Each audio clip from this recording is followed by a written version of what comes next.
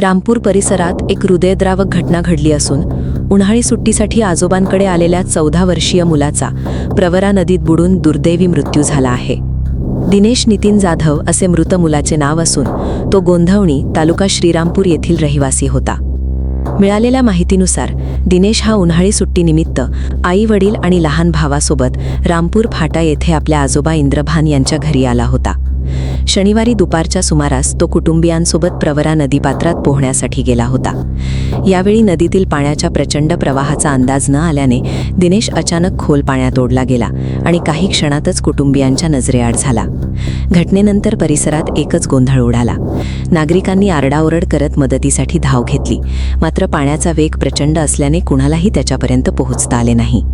घटनेची माहिती मिळताच शिर्डी, राहता आणि श्रीरामपूर नगरपालिका अग्निशमन दल, आपत्ती व्यवस्थापन पथक तसेच स्थानिक तरुणांनी घटनास्थळी धाव घेत युद्धपातळीवर शोध मोहीम सुरू केली। नदीपात्रातील खोल पाणी, वाढता प्रवाह आणि रात्रीचा अंधार यामुळे बचावकार्यात मोठ्या अडचणी निर्माण झाल्या। रात्रभर शोधकार्य सुरू ठेवण्यात आले, मात्र अंधारामुळे मोहीम थांबावी लागली। रविवारी सकाळी पुन्हा बोटींच्या सहाय्याने शोध मोहीम राबवण्यात आली आणि तब्बल 11 तासांच्या प्रयत्नांनंतर सकाळी 11च्या सुमारास दिनेशचा मृतदेह शोधण्यात यश आले।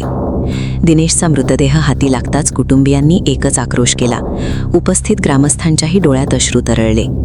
या शोध मोहिमेत साईनंद भामरे, तेजस वाणी, शुभम साठे, ऋषिकेश सदाफळ, प्रशांत डांगे, अमोल बनसोडे, मुज्जू शेख, राहुल जाधव, रामलाजे गायकवाड, ERT टीम संगमनेर तसेच स्थानिक ग्रामस्थांनी सक्रिय सहभाग घेतला। दरम्यान या घटनेनंतर प्रवरा नदीवरील बंधाऱ्याजवळ सुरक्षेच्या उपाययोजनांचा अभाव असल्याबद्दल नागरिकांनी तीव्र नाराजी व्यक्त केली आहे। धोकादायक ठिकाणी संरक्षण जाळी, इशारा फलक आणि कायमस्वरूपी सुरक्षा यंत्रणा उभारण्याची मागणी ग्रामस्थांकडून केली जात आहे। करायचं आहे लाईव्ह कार्यक्रम किंवा आहे कसले आंदोलन, जनसामान्यापर्यंत पोहोचेल आपला हक्काचा आवाज जनतेचा। बातमी व जाहिरातीसाठी संपर्क करा स्क्रीनवर दिलेल्या नंबरवर।